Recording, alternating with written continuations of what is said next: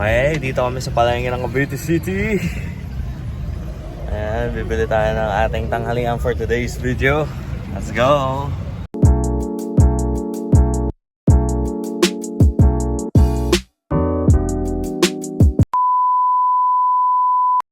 Alright, so what's up friends? Andito tayo ngayon sa may palengke ng Cavite City.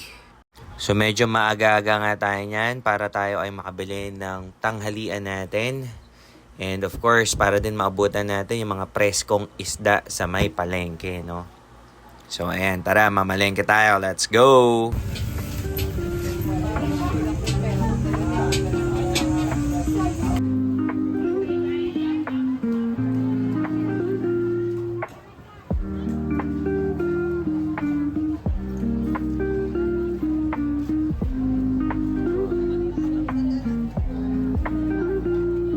So, naisip nga natin magsinigang na isda for today. So, ang napili nating isda ay ang maya-maya. Ayan. Saktong-sakto yan. Masarap yan pagka nasa bawan na. Kimchi. Ma'am Kimchi.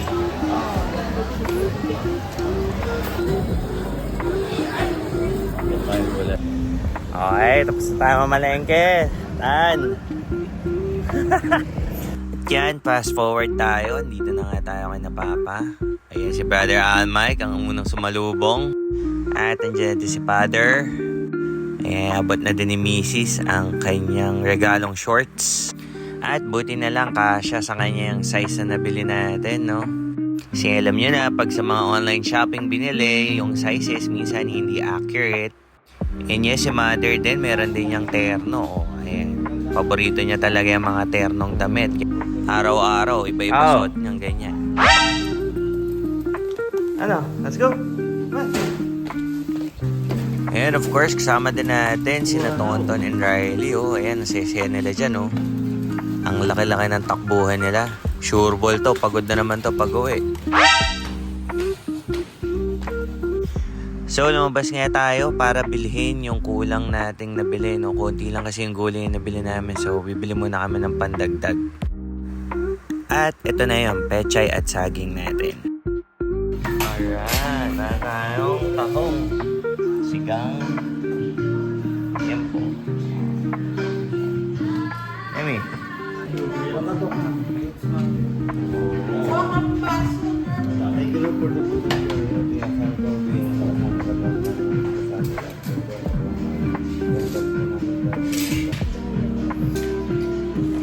Alright, lunch with the pamilya.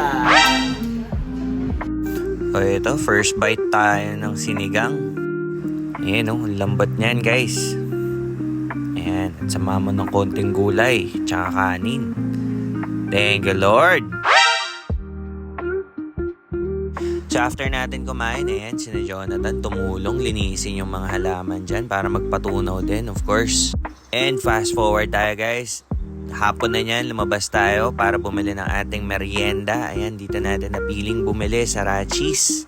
Sure na masarap. At of course guys, legendary na talaga tong tindahan na to. Simula pa nung binata at dalaga pa sina Airmats at Airpods. So ayan, umorder tayo dito ng ating merienda. Hinihintay lang natin lutuin, no? Yung palabok, puto, at yung potato salad na request ni Mother. So para masarap ang kain natin guys, pupuntahan natin yung PN kung saan may magandang pwesto para makapag-picnic, may view ng dagat, and of course, presko ang hangin. Kaya tara, let's go!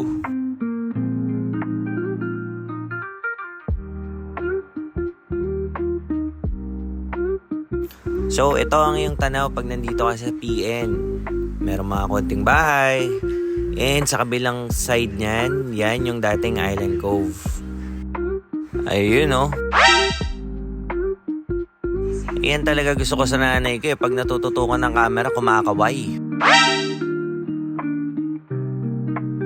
And yes, ready na tayo magmerienda guys. Oh, tingnan nyo tong palabok na to. Oh. Talaga namang satisfying.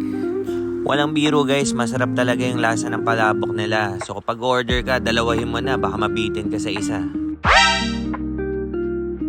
And then after natin kumain mga friends, pumunta tayo dito sa park para magpatunaw, maglakad-lakad at makapag-ikot-ikot kasi meron din ditong Tiangge. Kapag ka magpe-fiesta na, magpapasko at bagong taon, andito na yan sila nakapwesto.